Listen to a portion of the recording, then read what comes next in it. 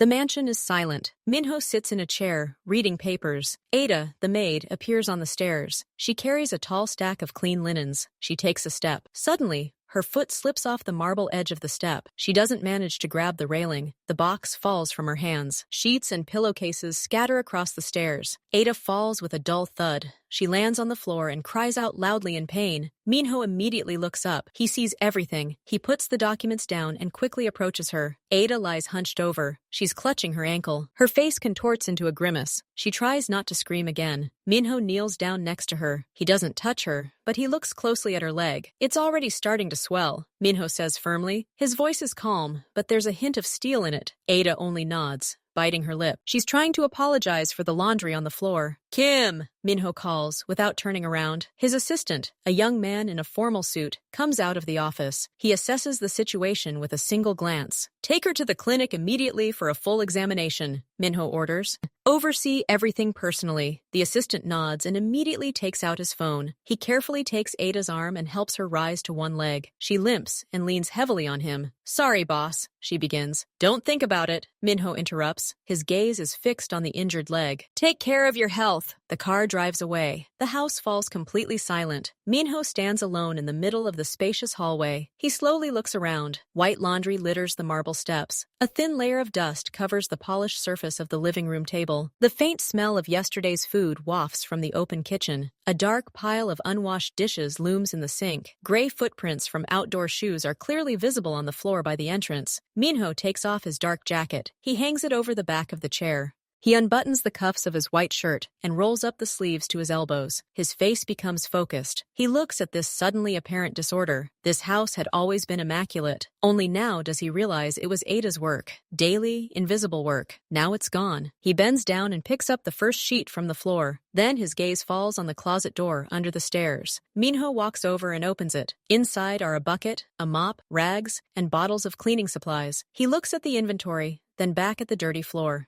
In the silence of the house, a decision matures. Someone has to do this. Right now, that person will be him. Minho walks to the kitchen sink. He finds a package of new yellow rubber gloves underneath. He struggles to pull them on. The gloves squeak and feel stiff. He turns on the hot water and grabs the first sponge. He presses down on the bottle of detergent. A thick, bright green liquid spills onto the sponge. He pressed too hard. Minho places the sponge in the sink and turns on the water. The foam rises instantly. It's fluffy, white, and very fast. It fills the entire sink and begins to spill over the edge onto the countertop. Minho quickly turns off the water. He tries to scrape the foam back with his gloved hands. The foam settles, but now everything around him is slippery. He picks up the first plate. It's greasy from last night's dinner. Minho scrubs it thoroughly with a sponge. The plate slips from his wet hands. He catches it mid-flight, at the very bottom of the sink. His heart skips a beat. He grips the plate tighter. He washes it more slowly, without any unnecessary movements. He places the clean plate on the draining board.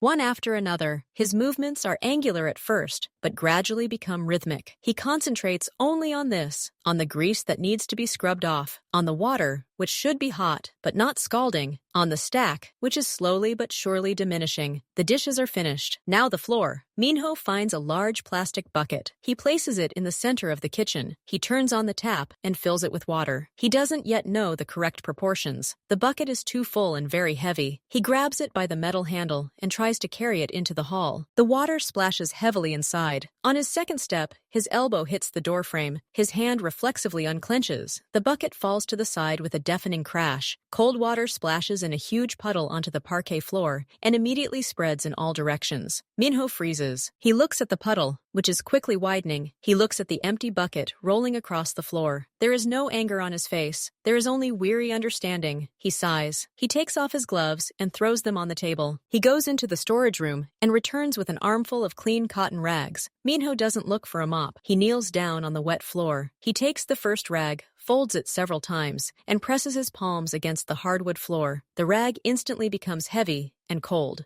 He wrings it out into the empty bucket, presses it to the floor again. He works slowly and methodically, inch by inch. His elbows and knees become wet. His back begins to ache from the unfamiliar position. He doesn't stop. He soaks up the water with the rags, wrings them out, soaks them up again. The floor beneath his hands gradually becomes merely damp and then almost dry. He does this until the entire puddle disappears. All that remains is a dark spot on the hardwood floor and a full bucket of wet rags. Minho gets up from the floor. He leaves the bucket of wet rags and goes to that same table in the living room, the one with the layer of dust on it. He runs his finger along the dark wood. A clear gray mark remains on the leather. He stares at it for a few seconds. Then he goes back to the kitchen, finds a clean, dry cloth, soft, lint-free. He comes back. He starts with this table, carefully sweeps away all the objects, a vase, a few magazines, a heavy ashtray. He places them on the floor. Then he takes a cloth and wipes it across the surface. The cloth immediately turns gray. He sees how much dust he hadn't noticed every day. He carefully wipes every corner, every carved leg. Then he picks up each object, wipes underneath it,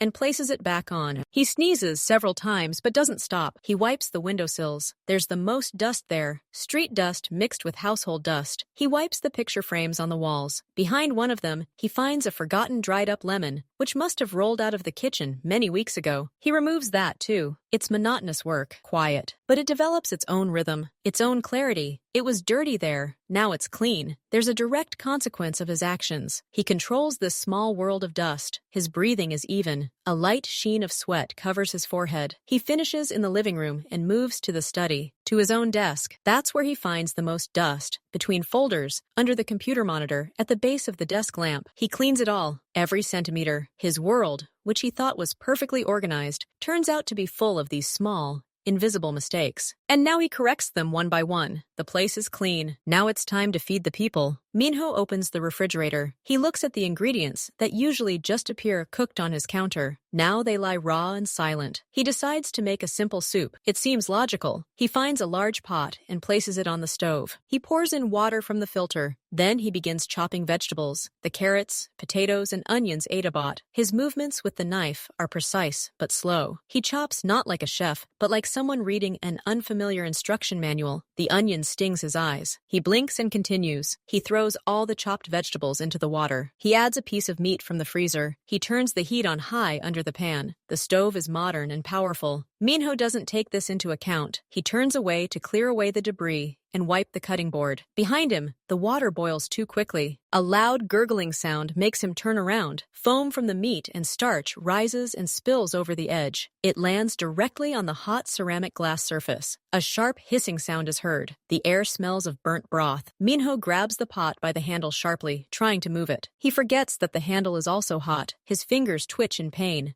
The pot slips from his grip and falls into the sink with a deafening clatter. Freshly washed dishes are stacked there. The impact of the heavy pot shatters several plates and glasses. The sound of breaking glass and china echoes throughout the quiet kitchen. Minho freezes. He looks at his reddened fingers, at the steaming stove, at the shards in the sink. He inhales deeply, exhales. He goes to the sink and turns on the cold water on his burned fingers. Then he takes a rag and begins wiping away the scum from the stove. He doesn't curse. He's simply cleaning up the mess. Then he carefully lifts the pot out of the sink using an oven mitt. He places it on the next burner, but this time on the lowest heat. He finds a brush and dustpan and begins carefully raking up the broken pieces. Every large piece, every small crumb, he throws them in the trash. Then he rinses the sink, making sure not a single shard remains. And he returns to the soup again. This time he stands at the stove and doesn't move. He stirs, tastes for salt, adds a bay leaf he found in the cupboard. The soup simmers slowly. Its aroma gradually fills the kitchen, the smell of normal, simple food. The car pulls into the mansion grounds. The door opens.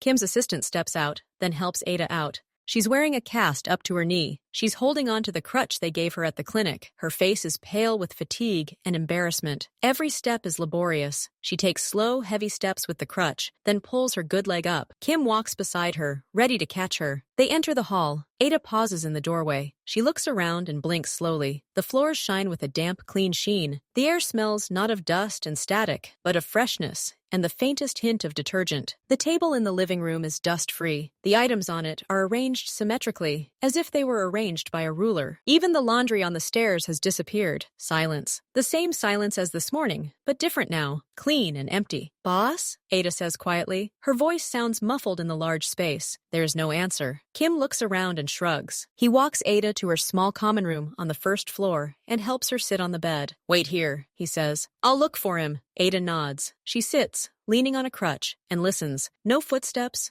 no voices, only the ticking of the old wall clock in the hallway. Where could he have gone? A sense of awkwardness washes over her with renewed intensity. Because of her awkwardness, everything is going wrong now, and this strange, unfamiliar order around her only increases her anxiety. Then she decides to take action herself. She gets out of bed, leaning on a crutch, and goes out into the hallway. She moves slowly, holding onto the wall with her free hand. She checks the living room. Empty. She peers into the study. No one there. Her room, the kitchen. The faint sound of running water comes from the kitchen. Ada carefully approaches the doorway and stops. Minho stands at the sink, his back to her. He's still wearing the same white shirt, with the sleeves rolled up, but now dark sweat stains have appeared on his back and shoulders. A wet spot runs from knee to ankle on his expensive pants, the mark of his struggle with the bucket. He's wiping the last pot, the one he used to make soup, with a large drying cloth. Nearby, containers of food are neatly arranged on the counter. He moves differently than usual. Usually his movements are quick, sharp, full of hidden energy. Now they are slow, tired, but surprisingly precise. He places the pot on the shelf, then turns to wipe his hands. And he sees her. He freezes. He holds a wet rag in his hand. On his usually flawlessly smooth cheek is a small, dried splatter of some kind of sauce.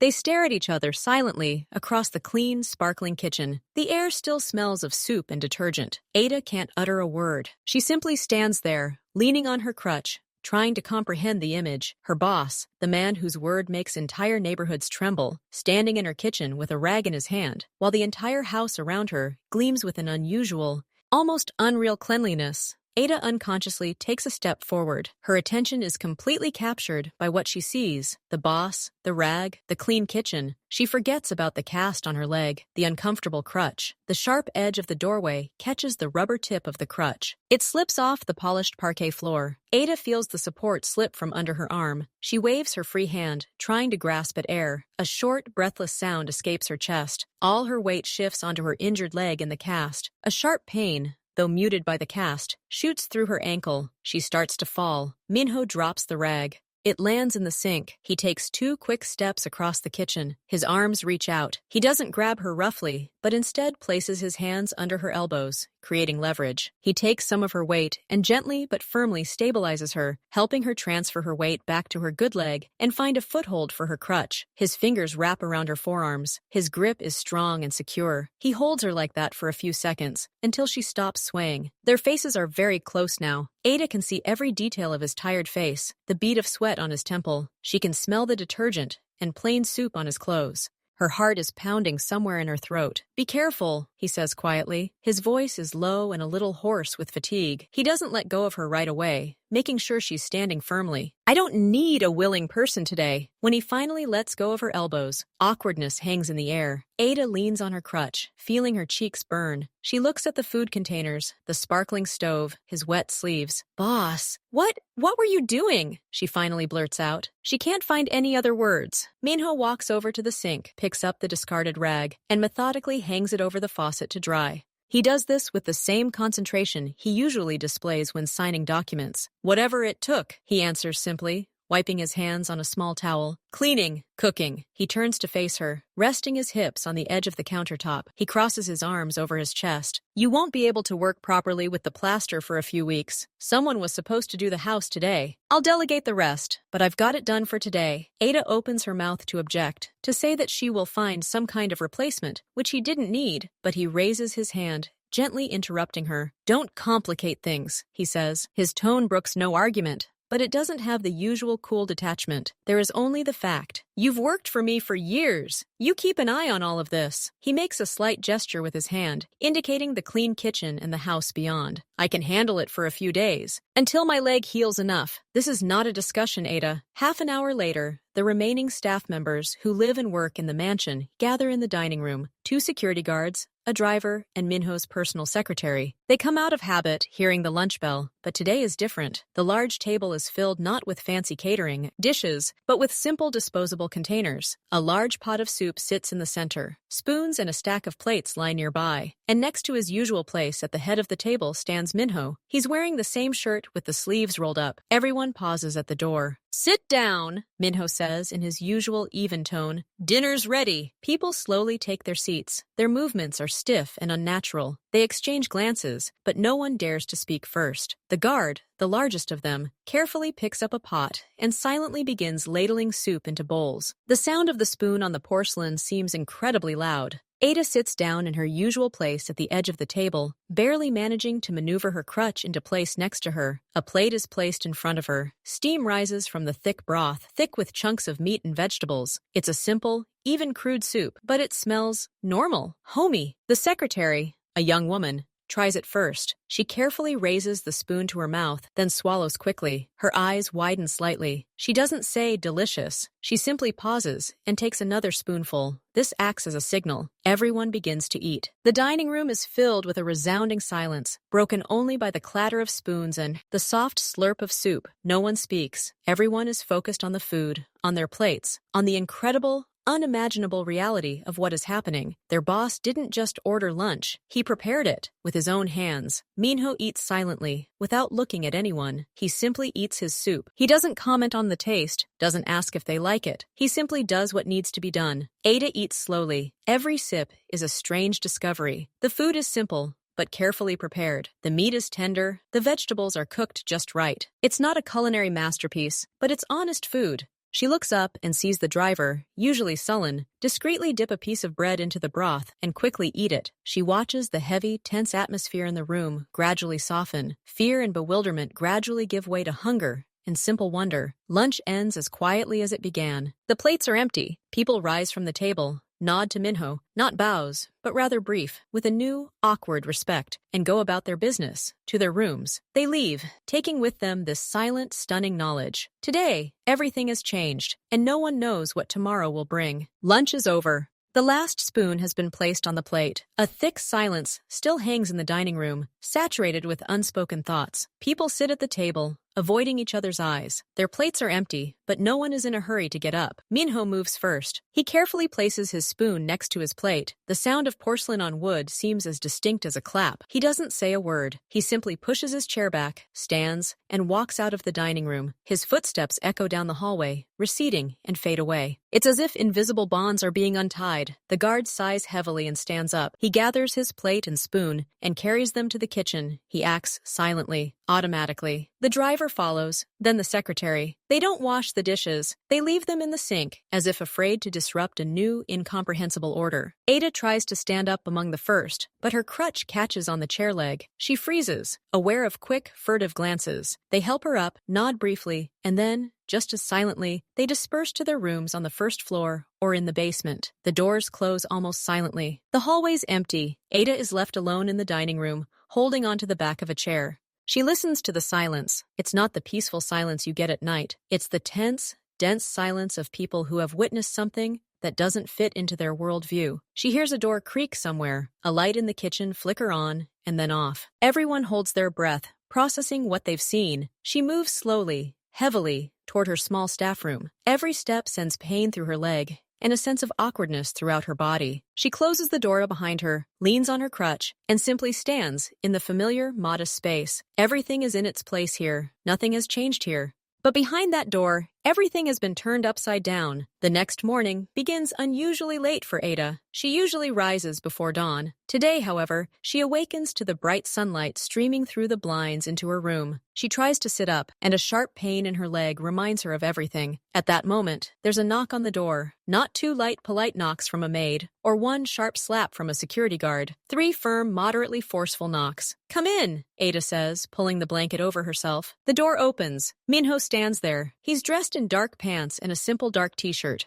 His face is his usual neutral expression, but there's a slight hint of fatigue under his eyes. "Don't get up," he says immediately, as soon as he steps through the door. His voice isn't loud, but it carries the same steel as yesterday. Today, and perhaps tomorrow, your task is to avoid putting any strain on your leg. Lie down. Sit only if you absolutely have to. Everything else is none of your concern. Ada opens her mouth to object, to say that she can at least do something while sitting. "This is not a request," he continues, intercepting her attempt. "It is an order. You have served me well for many years. Right now, your service is to allow this leg to heal." Understood? He looks at her, expecting a clear answer. Not agreement, but confirmation that the order has been heard and will be carried out. Understood, boss, Ada answers quietly, lowering her eyes. Okay, he says shortly, and leaves, closing the door behind him. Ada remains lying there. She looks at the ceiling. A feeling of shame and awkwardness washes over her with renewed intensity. He's not just helping, he's commanding her recovery. He's taken control of this cease, like everything else in his life, and this control is now manifesting itself in the order to lie down. It's disconcerting. About an hour passes.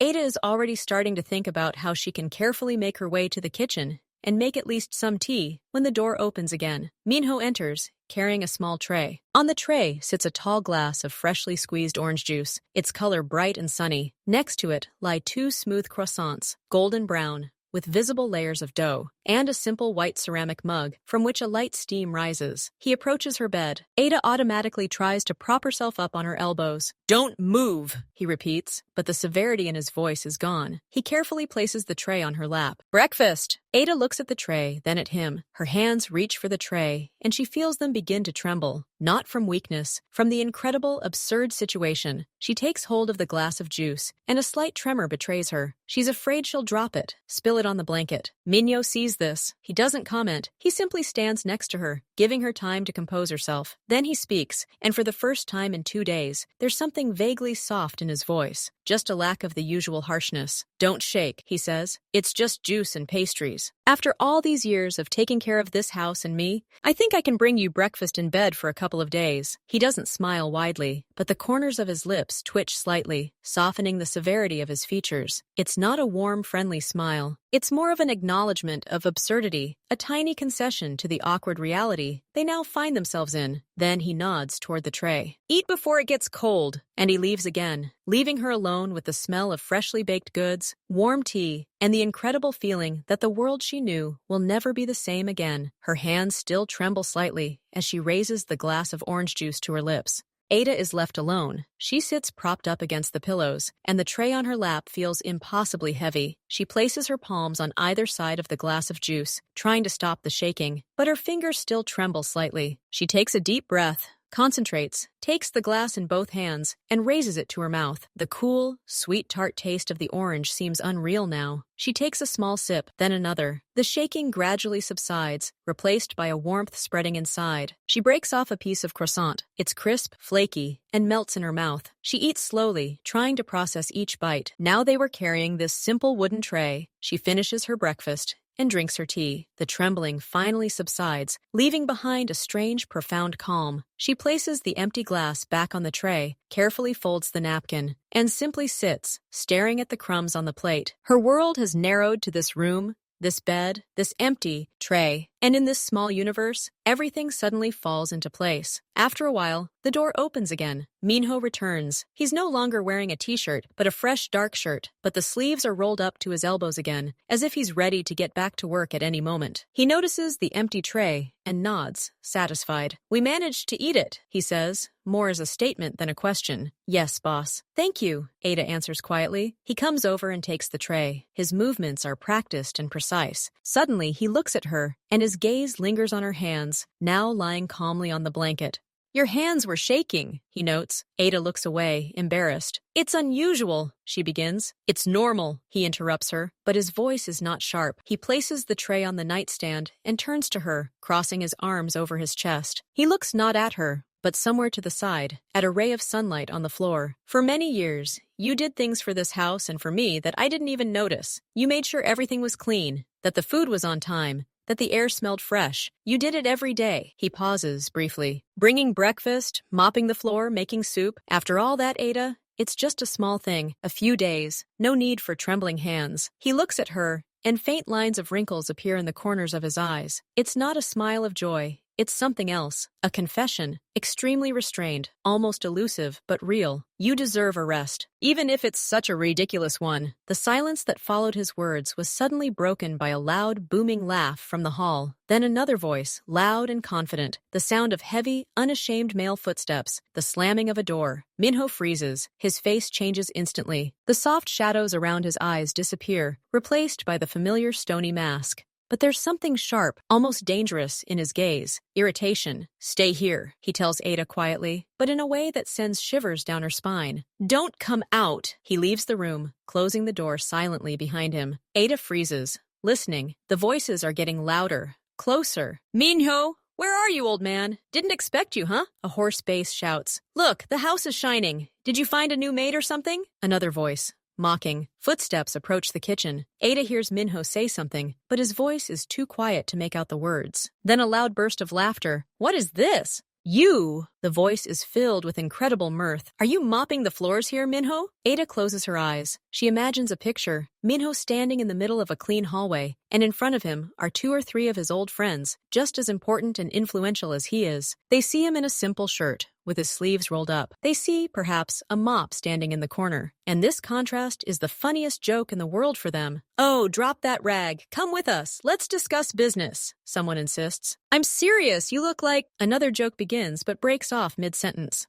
The silence in the hallway becomes chilling. Even through the door, Ada feels the atmosphere change, how the air fills not with laughter, but with something heavy and cold. She doesn't hear a single smirking remark anymore, only Minho's low, even voice, uttering a few short phrases. A voice that doesn't shout, but one that makes her blood run cold. The hum of engines outside the window fades, dissolving into the city noise. The heavy front door closes with a soft click, and silence descends upon the house once again. But it's different now. It's thick, ringing, as if the air still trembles from the harsh words and the slamming door. Minho stands in the hallway, facing the closed door. His shoulders are straight, his back rigid. He doesn't move for several long seconds. Then his shoulders sag slightly, almost imperceptibly. He runs a hand over his face, slowly, from his forehead to his chin, as if wiping away a mask. A deep, barely audible sigh escapes his chest. It's not the sigh of exhaustion from scrubbing floors. It's something deeper. Frustration, emptiness. He turns and walks into the kitchen. His steps are now silent, familiar. He approaches the sink. He sees his cup there, standing upside down on the draining board. He picks it up. He runs his finger along the smooth porcelain rim. Then he sets the cup on the table and turns on the electric kettle. The sound of boiling water is the first normal, everyday sound after the storm. It fills the house with something simple and calming. While the water is heating, he opens the cupboard. He finds a tin of tea, not the expensive gift kind, but the simple black kind the staff drink. He pours the tea leaves into a small teapot and pours boiling water over it. Steam envelops his face. He closes his eyes for a moment. The aroma of tea, bitter and earthy, seems to him the most honest scent in the world right now. The tea steeps. Minho opens another shelf and finds a simple round tin. Inside are the homemade shortbread cookies Ada baked a couple of days ago. He takes 2 and places them on a small plate. Then he arranges everything on a modest wooden tray. A cup, a teapot, a milk jug, a sugar bowl, a plate of cookies. Nothing extra. Everything is simple, like everything he's done for the past 2 days. He picks up the tray and carries it down the hallway. He approaches Ada's door. He knocks with the same 3 crisp knocks. He waits. He hears a quiet, "Come in." Ada is sitting on the bed, propped up with pillows. She's not lying down. She seems frozen in anticipation. He simply comes over and places the tray on her bedside table. "Tea," he says simply. His voice is quiet, without intonation. He doesn't look like the man who, just minutes ago, was banishing old friends from his house. He looks calm, tired, but calm. Ada looks at the tray, then at him. Her lips tremble. She tries to say something, but only a strangled sound comes out. She looks away, clenching her hands into fists, trying to control herself, but she can't hold it in. Tears spring to her eyes, sudden and sudden, spilling over and rolling down her cheeks. She doesn't sob or sob. She just sits, and the tears flow silently, soundlessly, washing away the tension of the last few days from her face. "I'm sorry," she breathes out, desperately wiping her face with her palm. "I'm sorry, boss." "For what?" he asks quietly. He doesn't come closer, giving her space. "For everything." Her voice breaks. You kicked them out. Because of me. Because of that stupid... They're your friends." Minho silently picks up a box of paper napkins from the table and hands them to her. She takes one and presses it to her eyes. "They weren't my friends," he says evenly. "They were people who thought they had the right to make fun of me. In my house. It was never about friendship. But you did all that. Cleaned, cooked, and now..." She can't finish. He waits for her to calm down a bit. "Did you enjoy it?" he asks suddenly, and there's a slight, almost scientific curiosity in his voice. "When did I bring breakfast? When did I mop the floor?" Ada lowers her hands and looks at him. Her eyes, red from tears, are filled with genuine amazement. Pleasant? She asks again, her voice hoarse. Boss, I was so ashamed and so awkward, but she trails off, searching for the most honest words. But it was warm inside. So warm it's scary. Because this doesn't happen. No one ever. She swallows again. The only time I remember this kind of care was from my grandmother. And that was when I was a child. And you. She can't continue. She just sits and looks at him, tears streaming down her face again, but now they're filled with less pain and more of that warmth she talks about. The gratitude in her eyes is so pure and vulnerable that it's hard to look at. It's the look of someone who's suddenly received something they never even dared dream of. Not a gift, not money, but simple, silent attention, care that asks for nothing in return. Ada's words hang in the air, filling the small room with an unbearable warmth and awkwardness. She can't hold his gaze any longer. Her eyes, still wet, droop. She looks at her hands, clasped on the blanket, then at the cup of tea, at the neat sun-shaped circles drawn on it. She sees cookie crumbs on the tray and focuses on them. Any detail, just so she doesn't have to look up. The silence stretches. It's not quiet, but thick, heavy. It presses on her shoulders, on her chest. Every breath, every barely perceptible sound from him seems loud. She hears him shift slightly, the soft rustle of his trousers. She feels the weight of his presence, his expectation. He simply stands and waits, and she can't bear this kindness. She feels like a thief who stole not a thing, but time, care, a piece of his world that he gave her. Boss, she begins again, her voice almost soundless, and then falls silent. He doesn't rush her. This patient, terrifying silence is worse than any words. She understands what she must say, that she has no right to carry this lie any further. Hiding behind his unexpected humanity, bitterness rises in her throat. It's all a lie, she finally blurts out. The words come out quietly but clearly, like shards of glass falling to the stone floor. She continues to look down at her trembling toes. My leg, it doesn't hurt that much. And the cast, it's not real. She makes a superhuman effort and looks up at him. There's pleading and horror in her gaze. I slipped on purpose. On the stairs, I desperately needed a break. Just a few days. I was so tired. And to ask, I couldn't ask. I made arrangements with the doctor. He's an old friend of my uncle's. He made this diagnosis for money. A broken ankle, a few weeks of rest. She speaks quickly, choppily, afraid that if she stops, she won't be able to continue. I thought you'd just hire someone temporarily, or put me on paid leave if it looked like an accident. I didn't think. Her voice breaks, and she shakes her head, looking away again. I didn't think you'd do this yourself. Ever. Never. I didn't think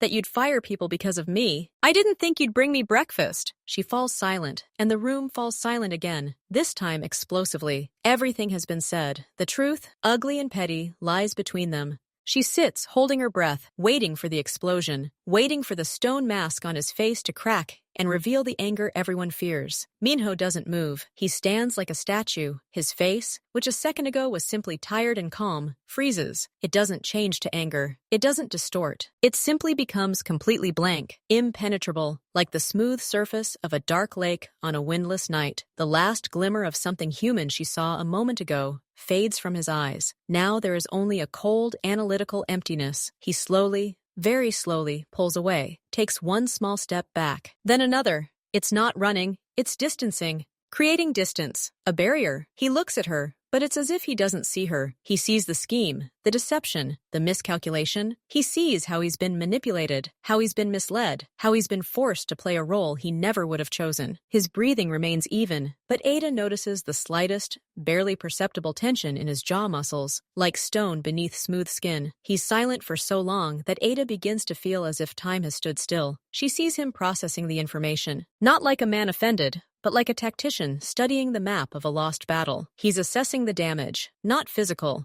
His gaze glides over her cast, over the crutch leaning against the wall, then returns to her face, and there's no longer any trust in that gaze. There's only a cold rethinking of everything that happened over the past 2 days, his every action, her every reaction. He reassesses her trembling hands, her tears, her gratitude. Everything is called into question. A quiet but furious storm rages within Minho. Thoughts collide like ice flows in dark water. The first and most vivid feeling is a cold, sharp resentment. It burns from within. He's been deceived. Deliberately.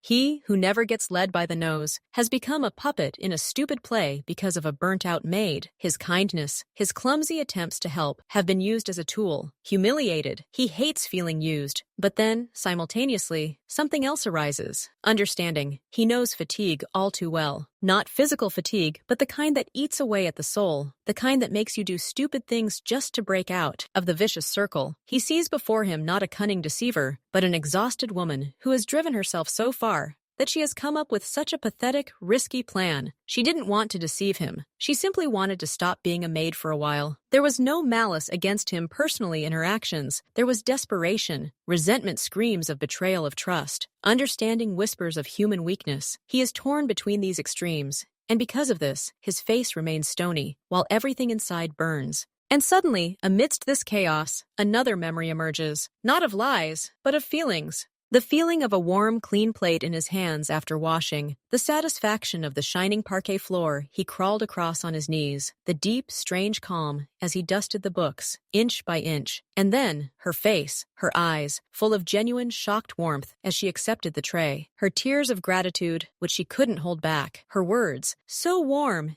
it's scary. He liked it. This realization stunned him more than the deception itself. He liked doing something simple and seeing a direct result. He liked not giving orders, but helping. He liked feeling this quiet, sincere appreciation, directed not at his power or money, but at his action, at himself, as the person who had simply helped. This wasn't his role. It was something alien to his entire life, built on control and calculation. And yet, it was pleasant, real. There was no lie in her tears, in her trembling hands. He understood that clearly. Her reaction to his concern was genuine, even if the reason for that concern was false. He exhales slowly. The tension in his jaw eases. His gaze, still not warm but no longer icy, returns to Ada. She sits hunched over, awaiting the verdict, looking utterly broken. "You're tired," he says finally. His voice is still quiet, but it echoes the very weariness he speaks. "On love, to the point of despair, to the point of resorting to this stupidity. That's understandable." He pauses, gathering his thoughts into simple, clear words. "And my help was real." He says this without pathos, simply as a matter of fact. "I washed the dishes because they were dirty. I cooked dinner because people need to eat. I brought you breakfast because you couldn't get up. I did it, and for me it was..." He searches for the word right at that moment. He looks at her cast, at her crutch. "You lied to me about the reason, but your fatigue is not a lie. Your need for a break is not a lie, and my actions are not a lie. They were there. You saw them. You felt them." He moves a little closer, but not too much, keeping his distance. "So it turns out we're both trapped. You're trapped by your work and fatigue. I'm trapped by this." He makes a slight gesture with his hand, as if gesturing at the entire past day, at the washed floors and cooked soup. "The difference is, I walked into mine with my eyes open, and you created yours out of desperation." The silence stretches on for a few more seconds. Ada holds her breath, awaiting the blow that's about to fall. Dismissal, shame, a cold reckoning for every minute wasted on her. But the blow doesn't come.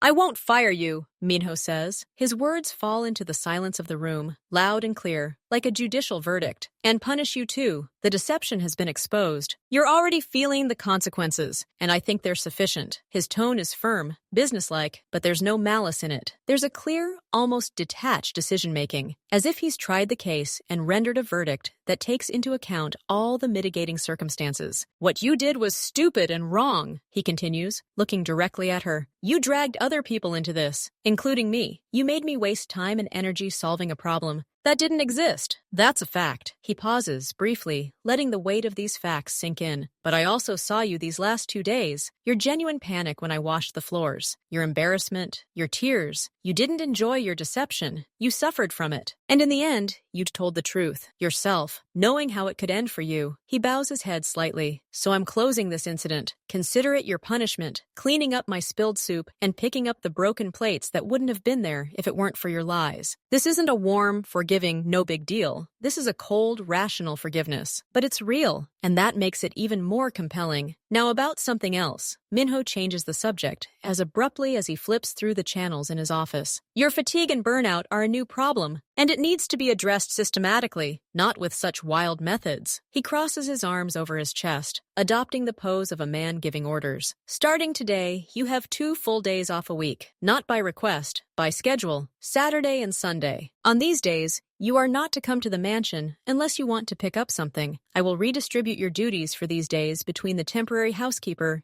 And any cleaning that isn't done can wait until the morning. Lunch that isn't cooked will be ordered. It's not a reward. It's a preventative measure against repeating idiotic situations. He takes a step back, as if drawing a line under the sand. Your leg, according to the official documents, is broken, so, for the next 2 weeks, you're officially on sick leave. But the cast, he points his chin at it, will be removed tomorrow morning. Kim will take you to the same doctor. I'll make sure he doesn't blab. These 2 weeks are your rest, for real. No lies. After that, you'll return to work on your new schedule. Any questions? Ada sits, stunned. Her world, which had just collapsed in shame, is now being rebuilt, but in a completely new, unimaginable configuration. She shakes her head. There are no questions. There is only quiet horror and incredible relief. Why? She finally blurts out the only question that matters. She can no longer speak to him like a servant to a master. Too much has happened. Why are you doing all this? After what I did, Minho looks at her, and for the first time in this entire conversation, his gaze reveals something other than calculation. Because your work matters to me, he says frankly. You know this house better than I do. You keep 1,000 little details in your head that I don't even know about. Finding a new Ada would be difficult and troublesome. Much more troublesome than hiring another person a couple of days a week. He speaks as if he has a practical understanding. But then he adds, his voice quieter, and because I realize that I don't want the person who has kept this place in order and quiet for so many years to break down, to burn out. Fatigue is not a crime. Stupidity, yes, but the first can be fought. The second is too late. He looks away, out the window where the sun is setting. And all's because, he says so quietly that Ada has to strain to hear, these 2 days were extraordinary for me, and they had their own value, even if the reason turned out to be false. I don't want this experience to be associated only with deception and its exposure. Let it be associated with correcting a mistake. He looks at her, no longer as a boss evaluating an employee, and not as a benefactor who has forgiven the guilty one,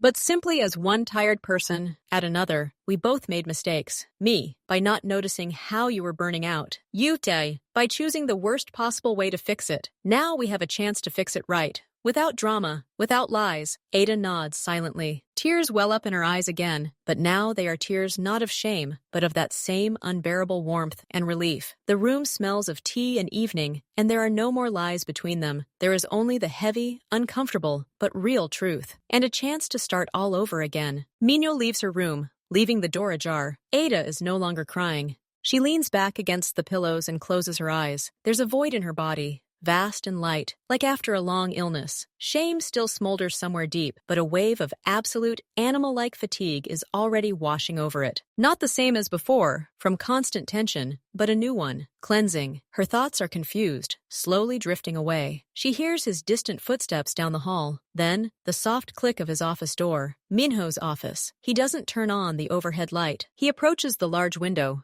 where it's already dark. The city lights are lit. He stands and looks at them, but he doesn't see them. He sees spilled water on the floor, broken plates in the sink, her trembling hands on the tray. A scenario for a day he could never have written. He sits in his chair. He doesn't turn on the computer. He doesn't pick up any papers. He simply sits in the semi-darkness. His face, reflected in the window pane, looks tired but calm. There's no longer a storm inside. There's a quiet, clear knowledge. He's made a decision based not only on calculation, but on something else as well. On that very warmth she spoke of. It's a new sensation, foreign but not unpleasant. He runs his hand over the smooth surface of the desk, checking for dust out of habit. There's none. He allows himself a faint, almost invisible smile. Then he leans over, opens the bottom drawer of his desk, and takes out a notepad and pen. Not for business. He begins making a list, not of tasks, but of people. Which staff members can take on some of Ada's responsibilities on her days off? He writes slowly, thoughtfully. This is also caring, but of a different kind. Systematic, proactive, the way he knows how. Morning arrives quietly. Sunlight floods the mansion's hallways, already clean and sparkling. Minho's cleaning last night held up well. Ada's door is closed. A sheet of paper, folded in half, lies on the floor. In front of her, Ada, no longer in the cast, her leg only slightly aching, carefully bends over and picks it up. Written on the paper in neat, familiar handwriting. Breakfast in the kitchen. Kim will take you to the doctor's at 10 o'clock. Afterwards, free day. M. Nothing extra. No, how are you feeling? Just facts and action. But this simplicity now has a new nuance. Not a cold command, but an agreement, respect for the new rules. Ada goes into the kitchen. Her usual cup is on the table, a box of cereal next to it, and milk is in the fridge. Everything is simple. On her own, no tray to take to bed. The boundaries have been restored, but they are no longer barbed wire, but a clearly defined space. She makes herself breakfast and eats. Looking at the sparkling stove, she feels a slight awkwardness, but no longer panicked. At 10 o'clock, a car with Kim pulls up to the entrance. Ada gets in. They drive in silence, but it's not the heavy silence of yesterday, just ordinary silence. She returns after midday. The house is quiet. Minho, she realizes, is in his study. She doesn't go to report to him. She goes to her small room and changes into comfortable lounge clothes. Then she goes into the kitchen. She doesn't start a thorough cleaning. She simply places it on the floor by the door and quietly leaves. Half an hour later, the office door opens. Minho sees the tray. He pauses for a second, then he picks it up and brings it back, closing the door. There's no surprise on his face. There's only a slight nodding understanding. He returns to work. An hour later, he leaves to take the empty tray to the kitchen. Ada, meanwhile, is dusting the shelves in the living room. Their eyes meet for a second. "Did everything go okay?" He asks about the doctor's visit. "Yes," she nods. "Thank you." "Good," he says, and goes into the kitchen. No long conversations, no apologies or thanks. But this brief exchange contains everything. There is recognition of a new order. There is mutual acceptance. Their relationship now begins anew. Not with a clean slate. Much was already written on that one. But with a new paragraph, with greater understanding. He understands her need for boundaries and rest. She understands his need for order and action,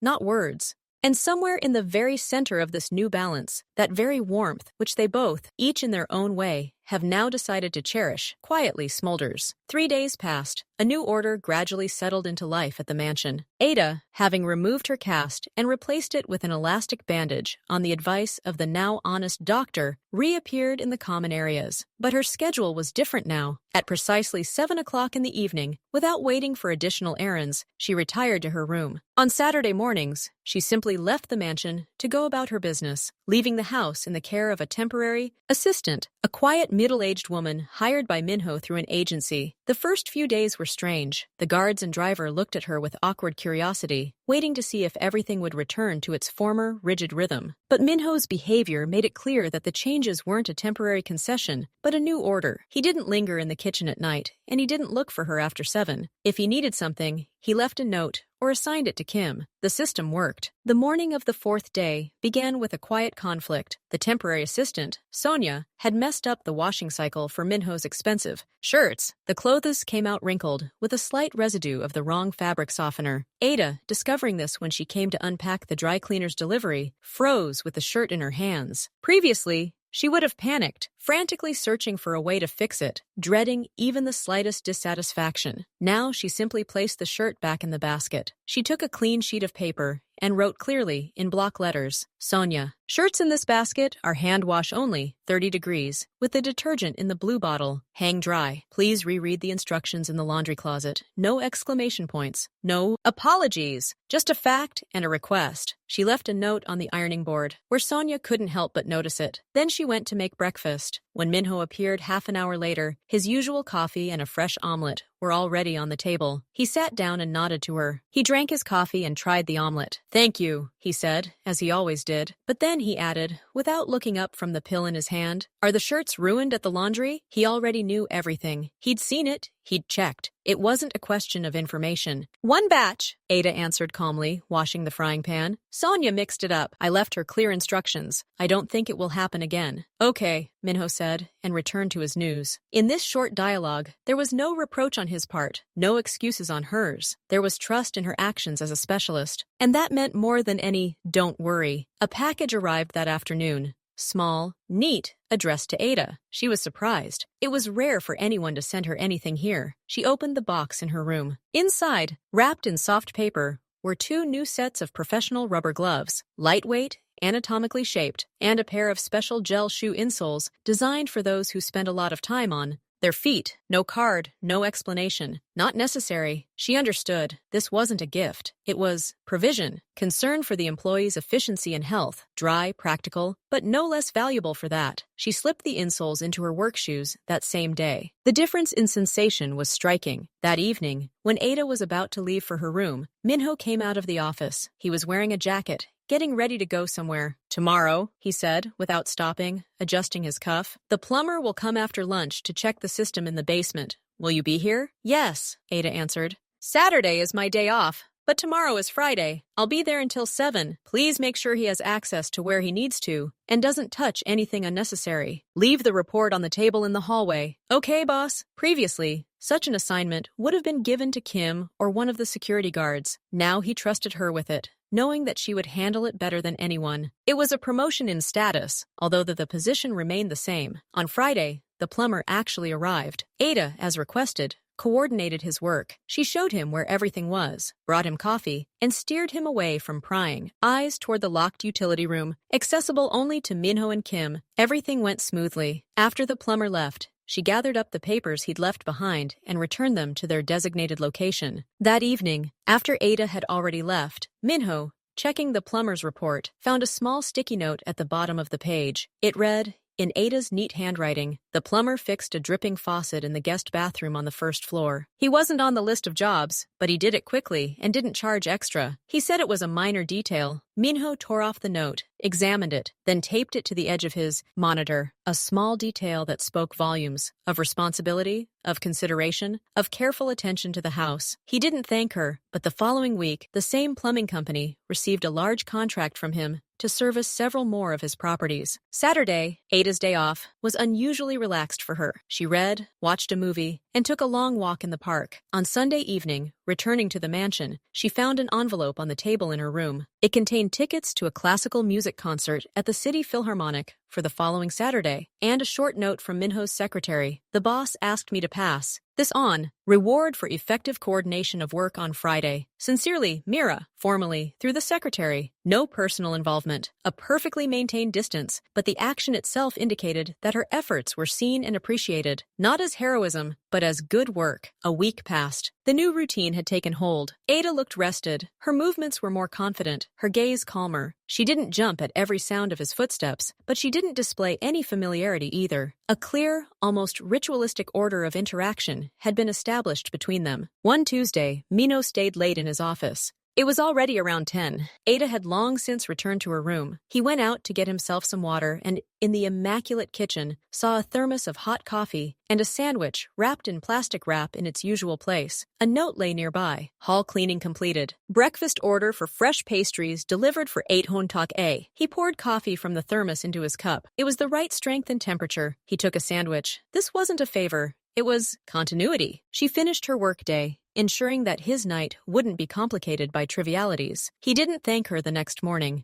But a day later, a new, quieter, more powerful coffee machine arrived in the house, which Ada, while studying the instructions, discovered was configured precisely to his preferences. One afternoon, one of the friends, who had been banished, arrived unexpectedly at the mansion. Not the one who had laughed the loudest, but the younger one. He tried to enter, but the guard, who had received clear instructions, politely but firmly stopped him at the threshold. An indignant voice came from behind the door. Ada, who was in the dining room, froze. Minho appeared in the hall. He walked out of the office, leisurely. Ada saw him from behind as he approached the front door, which the guard held open. Minho! Man, it's me! Are you serious? Came the guest's voice. Minho didn't invite him in. He stood at the threshold, blocking the entrance. I said everything I thought necessary last time. His voice sounded even, cold. My home is not a place for those who don't know how to respect work, even if it consists of washing floors. We have nothing to talk about. Come on, it was just a joke. For you, it's a joke. For me, it's an indicator. Goodbye. And he took a step back. The guard understood the gesture and began to close the door.